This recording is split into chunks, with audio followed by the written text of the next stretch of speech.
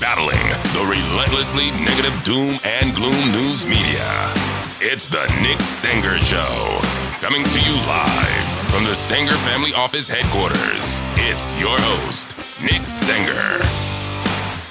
All right, ladies and gentlemen, welcome back to the Nick Stenger Show, episode 176. You're looking at the show today thinking, wow, Nick, you look like you have not slept in a month.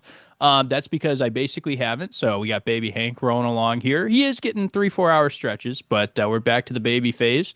My wife Jamie's doing a very nice job. So, we're dragging a little bit today. Missed the show last week. We were in Houston visiting you, doing a couple events down there. Had a blast. Back in Chicago, we missed a show last week. Let not your heart be troubled. We're back this week, and we're rolling very quickly to our April event, our Wealth Insights Forum, coming up April 25th and 26th in Houston at the Four Seasons, Morton Steakhouse. Don't miss this thing. If you've never come to a Stenger Family Office event, or if you've never come to Investor Day because it's up in Chicago and you do not want to be in the cold in October or November, don't worry. We're going to be in the warmth April 25th and 26th. Downtown Houston. You cannot miss that event. And then we're going to follow it up October 9th and 10th up here in Chicago in Oak Brook at Gibson Steakhouse for Investor Day. I've got the speakers lined up, ready to go. 3 guest speakers, not 2 like the usual amount, 3 this year. Absolutely incredible. Don't miss either of those events. Don't forget to subscribe, share the show with your friends and families. Why? Because you want to get them the clarity and confidence, the good news, the reasons, math, data, statistics, why they should stay on their plan. And I will tell you, we are obviously due for a correction. I don't think it's going to be a major correction like a 20% that we would have in a recession. And by the way, I don't think we're going to go into recession. I think we're going to actually coast along pretty nicely here. We'll get into why that is in a second. But we will have a correction. And you know how the media does it. Every time we have a little pullback, the media panics, causes a meltdown. Why? Because that's how they make their money. And the more and more they scare people, the more and more clicks they get, the more and more ad dollars they get. It's a pretty simple formula. And they've realized over time that good news doesn't sell. I mean, if CNN came out tomorrow and said, hey, 100 million Americans got to work safely today, not that good of a story. Nobody's watching it. Nobody's going to click on it. If they come out and say the world's coming to an end, everybody's going to tune in. They know that. So don't buy into this. Don't take the bait, and just go for a walk. Go make a snow angel. We got a little more snow in Illinois here. If you were in Texas, you got a little snow the other week. And I was cracking up watching somebody in Houston make a video about how to drive. They were making an instructional video, how to drive in the snow in Houston, which got a good laugh out of that. Even Baton Rouge, you got a little bit of snow, but do something else. Just get out of the house, turn off the TV, and don't sit there and just list all the reasons of why everything's going to go badly for the world. Maybe think about the good things. Try and be optimistic. And so that's what we want to do on the show. I want to talk a little bit about, this is episode 176, inflation, and the print that just came out, the CPI report. I think the PPI report is going to continue to be hot. I've been telling you this. If you've watched the show, you're really not that surprised that CPI has been pretty high. And by the way, if you started buying the narrative that inflation was going to come way down a couple months ago, you went out and bought long-term bonds. And I told you not to do that. I said that's a really bad idea, because if inflation is higher for longer and the market's mispricing higher inflation, and I'm not talking 8, 9, 10% inflation. I'm just talking persistent 3, 4, maybe even 5%. We'll see. I don't think it's quite 5, but I think we're definitely in the high 3s and 4s. Despite what the government tells you, you just got to be careful, because if you go and pay the wrong price for a bond, it's not like a stock where a stock is volatile. It'll probably come back at some point. A bond's a little bit different. Bonds are just math. And so if you lose 5 or 6% on a bond, it's going to take you maybe 2 years in some cases just to break even. And you will break even, but it takes time. You have to hold the bond to maturity. And that's a real mess, especially if you're buying 20, 30-year treasuries. You may not have 20 or 30 years before you can wait on that money. You may have to access that money now. And so we've said, keep your safe money safe. Keep your safe money in liquid treasuries, 30-day maturities. Every 30 days, you're accessible on your money, and actually even sooner, because we use an ETF wrapper now on it. Every day you can get access to your cash. You could do money market too. That's fine. But then keep your growth money growth oriented. But I want to explain why this last CPI report was hot. I want to tell you why I think inflation is going to be a little bit more persistent than people realize, but why that isn't a bad thing when it comes to stocks. So let's talk a little bit about the federal budget. Federal spending, government spending, is sometimes misunderstood to cause inflation. that's not really the case. Federal government spending doesn't really cause inflation, but what it does do is crowd out. It competes with dollars from the private market. So, easy example of this is all the government employees we have. And by the way, we have government employees as clients. So I'm not saying anything bad about government employees. I just want to put that out there. So don't go into the comments on YouTube and have a panic attack. We love you. You're great. But there's a lot of government employees. There's like 3 million of them or something like that. And so what happens is when the government gets to that size, it starts to compete for labor, for example, with the private market. And so it bids up the price of labor.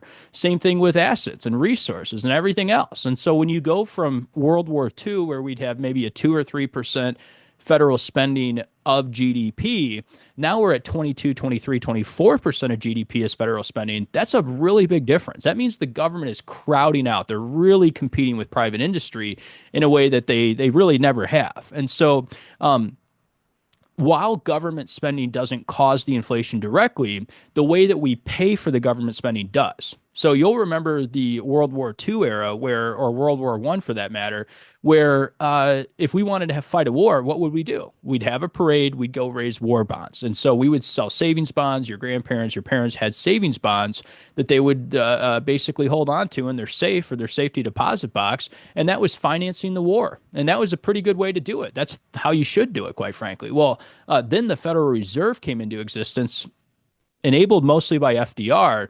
And they said, wait a second, we don't have to raise war bonds anymore if we want to fight a war. We don't have to do anything fancy with our taxes. We don't have to raise taxes, because if you're a politician and you raise people's taxes, it's not too long before you get tarred and feathered. So politicians hate raising taxes. They are trying to get reelected. That's the politician's main job, is just to be reelected. And so they're saying, we don't want to raise taxes. We don't want to have to cut spending, because you cut spending and everybody loses their mind, which we'll talk about as well. And so then they say, what's our third option? Well, the Federal Reserve is kind of this fagoozy third option where they say you don't have to raise people's taxes. You don't have to cut spending. You just magically print the money. And so if you can print your own currency, you are quickly going down the road of Fugazi economy. And it's worked in the United States for a while because we've had the most dominant capitalist structure on earth. We've lifted millions and billions of people probably out of poverty across the world because of our structure, because of the rule of law and personal property rights. So we've been able to survive a lot of money printing because we've eventually gone out and then paid that debt off. Well, this time around, I don't think it's really going to be that much different. I do think we're going to pay the debt off, but that's my point, is we're going to have to pay the debt off, or what's going to happen is we're going to continue to print dollars to pay for our bad ideas, our bad spending, and we're not going to raise people's taxes, especially not with President Trump in office, which is good, and fiscal policy should be lower taxes. The size of federal government instead needs to shrink, and so that's where Doge comes into play, Department of Government Efficiency, not Dogecoin. I'm not talking about Dogecoin. I'm talking about Doge, Department of Government Efficiency. And you may hate Elon Musk. You may love him. You may hate President Trump. You may love him. I'm not talking about the people or the personalities. I'm talking about what's the point of what they're doing. Well, they're coming into the economy, the federal government. They're saying, why in the world is federal spending 23, 24% of GDP? We used to run the economy off at 2, 3, 4, 5%, and there's no problem. Everything was great. So what's the difference now? And why is our deficit so big? And so here's a breakdown on where that 23% of GDP goes. Last year in 2024, we spent $6.75 trillion with a T, $6.75 trillion of spending at the government level. That produced a $1.8 trillion deficit. And what that means is we are spending more than we're making. By the way, if you're a company that does that and you lose $1.8 trillion a year, you're not going to be a business very long. You're going to be bankrupt. Well, the government doesn't go bankrupt. Where do they get that $1.8 trillion from? Run the Federal Reserve printing press. They go, hey, Mr. Powell, can you please print us $1.8 trillion? He's like, yeah, no problem. Gets that thing going. Here's your $1.8 trillion. So the reality is, though, like Milton Friedman says, when you print that $1.8 trillion into the economy, it's not free. There's no such thing as a free lunch. When you print the $1.8 trillion, what does it do? It deflates the buying power of our dollar. And Brian Westbury at First Trust Portfolios has pointed this out. He said, "You're not. It's not that your pizza costs more than ever before. It's that your dollar buys less pizza. That's the reality of inflation. Inflation is always and everywhere, like Milton Friedman said, a monetary phenomenon. That means that we've got too many dollars chasing too few goods. So out of that 6.75 trillion, here's where it goes. Social Security is $1.5 trillion entitlement program. Medicare, $870 billion entitlement program. Medicaid, $618 billion entitlement spending. And by the way, all of those three items are considered mandatory spending from the federal government. They have to do it. Now, here's what's crazy. When you go to work, and let's just easy math. I know not everybody makes this, but I'm just going to do easy math. If you make $100,000 and you're paying in W-2 wages and your employer is also paying in, they're paying their FICA percentage on your wages, you're each paying 6.2%, $6,200 a year for a total of about $13,000 on your $100,000 in income. You're paying half, the employer's paying half. Now go a step further, and you're also paying 1.45% Medicare tax on top of that. And by the way, Medicare tax isn't capped like Social Security. Social Security income is taxed at about $170,000. The Medicare is unlimited. And so you add up all these expenses, all these taxes, and you say, if I put $13,000 into a savings account for 30 years of a career, and actually, I'm not even going to guess. I'm just going to tell you what the number is right now. $13,000 for 30 years in the S&P 500 is $1.5 million that you would have had saved up in an account. And if you went to take a withdrawal off of that when you retired at 5%, that's $75,000 a year, $6,200 a month. Well, guess what? Social Security is nowhere close to that. Social Security is never going to pay you more than, maybe $3,000. If you wait till 70, you could get $4,000 or $4,500 depending on your income. So the question is where did all that extra money go? There's a ton of waste. There's a ton of fraud with Social Security. That's one of the things. But the other thing is I think they basically reappropriated money and they turned it into a welfare system rather than a savings system. And so if Social Security in its purest form was just a mandatory pension system, kind of like Singapore has and some other countries around the world, that'd be great. That'd be fine. And I actually think people sometimes need to be forced to save money. Well, that's not what this is. It's basically a handout. And so for the people that have done the right thing, they have saved, they have invested, they have put the money away, they made money, they grew over time.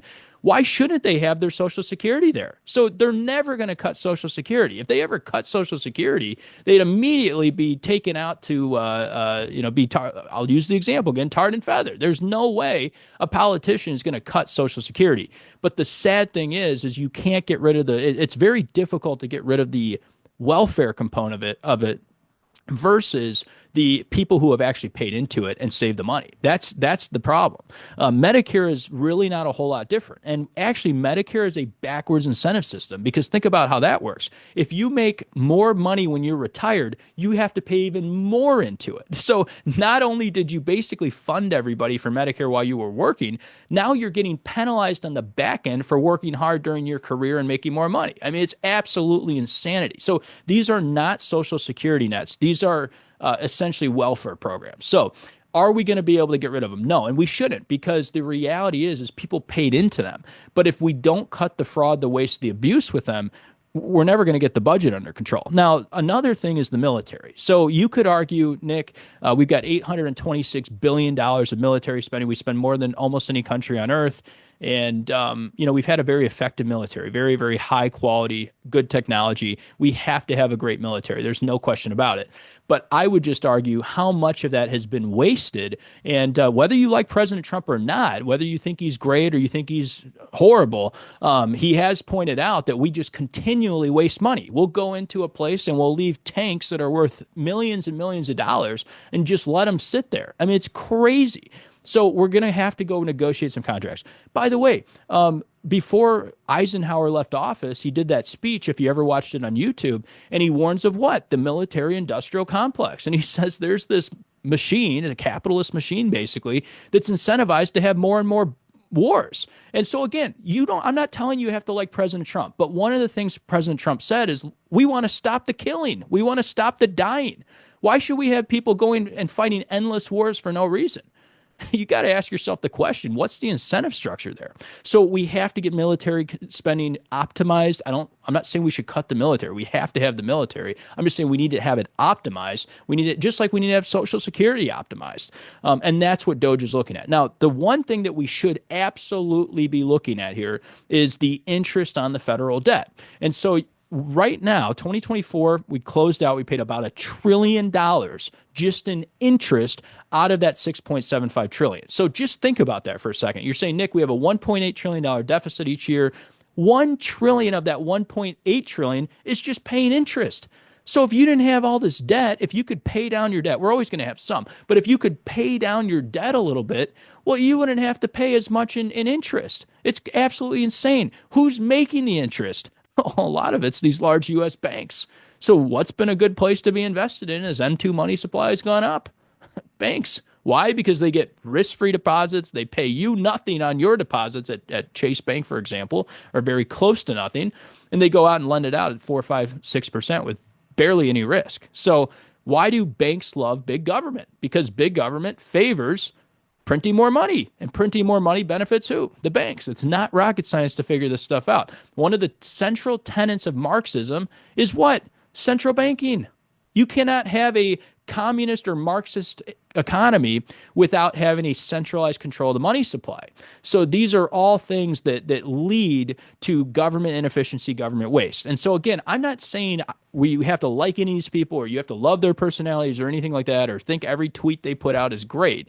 I'm just telling you why they're in there, why they got elected, and why President Trump won the popular vote. I think a lot of people are sitting at home saying, what in the heck are we doing with all of our tax dollars? It's absolutely insane. We can't even help our own people out. We can't help our own people when the fires happen in California. We barely could help the people in North Carolina, but somehow we're coming up with $45-50 billion for the Ukraine.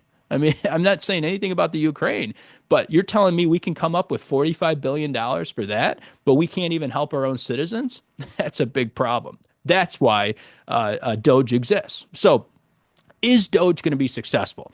A lot of the people who say Doge is not going to be successful are probably lying to you or they work for the government. And that's the reality. So any business owner knows that if you cut little things along the way, those little cuts turn into big, big results in the back end. And there's a reason why every single business owner that I know who's successful is very good at watching their money. They're very good at being careful about wasteful spending. $100 there, $1,000 here, 10 grand over there. In a vacuum doesn't sound that bad, but when you start adding it all up, it's a lot of money. And so now with Doge, what we're finding out is that we are about to be saving $1 billion a day in inefficiencies, just wasted money, $365 billion a year of money just going out the door for who knows what. And I'm not going to get into the specifics because I don't want to hurt anyone's feelings, but there are things going on that where you would see them. You can go look this stuff up on the internet and say, what in the world are we spending $30 billion on that for? Or what are we spending even $100 million on this for? And so again, in a vacuum, they don't sound like big amounts, 50 million here, 100 million there, but they're massive when you start adding them up. And that's basically how people get away with fraud is they start doing little things here or there. You get a little siphon off in the government of 10 million or 20 million. And because the federal budget is so big, because 6.75 trillion is such an insane number, they can kind of get away with this stuff. Well, if you start shining the spotlight on all these little different pieces of waste, again, they just start to add up. And that's how we get our debt paid off. So number one, we got to stop spending so much. Number two, we've got to get the economy really growing. And I love this quote. Jamie Dimon said this one time, and this really stuck with me. He said, nothing pays for anything like a growth strategy. And it's just a really simple way of saying we got to get the GDP growing 3-4% a year. So there's a lot of debate as to how you do that. How do you get the economy growing 3-4, maybe even 5%? That's a little bit ambitious, but at least 3 or 4% instead of the anemic 1 or 1.5% we've been getting. Well, one of the things you got to do is have a basic understanding of what drives growth. Is it capital or is it ideas? And yes, you need capital to fund ideas, but capital is not the starting point. In fact, if you look at entrepreneurs in our country, or if you look at the Forbes list of all the billionaires, most of them were self-made, and most of them didn't inherit money. So it's not like they started with a ton of capital. Most companies start with almost nothing. Jeff Bezos started Amazon in his garage, and same with Bill Gates with Microsoft. Well, what'd they do? They just did little things over time that added up into big results.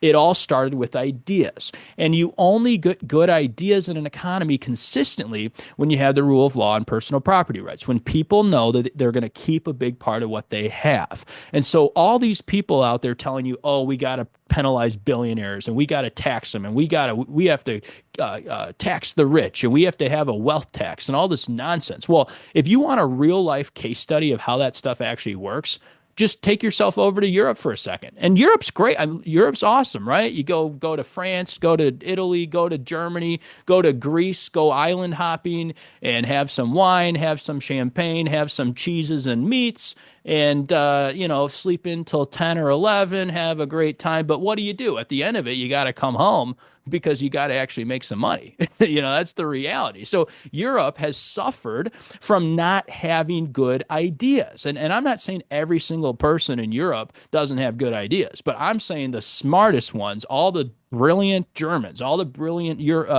Greeks and Italians and British, what have they done? They've come to the United States with their good ideas. They haven't invented a new idea or built a business in the EU. Why? Because the EU, the second you do something and make some money, they say, oh, no, there's an inheritance tax. There's a wealth tax. There's another tax, excise tax. You made too much money helping out the economy, producing oil and gas. There's a $50 billion fine. So nobody with a brain is going to start a business in an environment like that. And you're definitely not going to do it in China, where President Xi just at the whim of whichever way the wind's blowing that day, says, oh, you're canceled. Okay, so where do you go? The smartest Chinese, like I say every week, are right here on our soil. The smartest Japanese, right here on our soil. The best Latin Americans. The United States has attracted the best, and that's what we have to keep doing. We keep doing that, number one. That's just our structure, our soil. We get the spending under control. We start getting the economy going. We start incentivizing great ideas, and we let the government shrink a little bit in size. And again, I'm not saying we shouldn't have government. We have to have rules. We have to have red tape. We have to have laws. But when that gets too big, when it becomes too much a portion of GDP, like it is today at 22 or 23%, it starts to weigh on the entrepreneur. So that's what's going on. If you can get all of that under control, and who knows, we'll see how successful Doge is. We'll see how successful, we'll see what President Trump does with tax cuts here at the end of 2025 when the Congress has to vote on a new bill. We'll see what happens with regulations. And when it's all put together, I think favorable policy, fiscal policy, then paired with favorable monetary policy, fiscal and monetary combined, should add up into 3-4% growth. And if you start getting the economy growing 3-4% again, and you start unleashing American prosperity, I think stocks are going to keep compounding at 10 to 12% per year. It's not going to be without a correction. It's not going to be without some downside.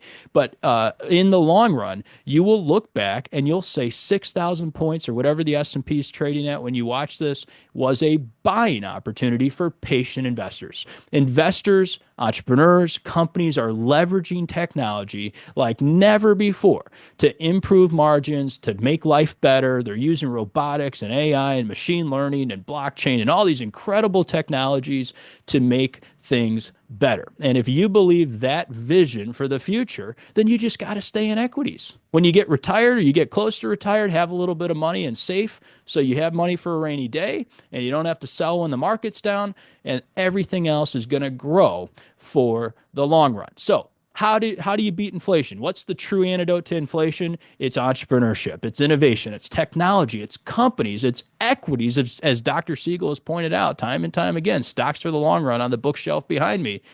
It's equities that are the antidote to inflation. So stay on your plan. Don't panic. Don't jump off. If you think you're getting close, call us first. Please give us a call. We will hopefully talk you off the ledge. If you don't have a plan, you really got to get one. And if you're thinking about starting a relationship with Stenger Family Office, check out some of our events we've got coming up. Subscribe to the YouTube show. Don't miss April in Houston. Don't miss the event in October up here in the Chicago area. Can't wait to see you. Thanks for being here. We'll see you next week for episode 177.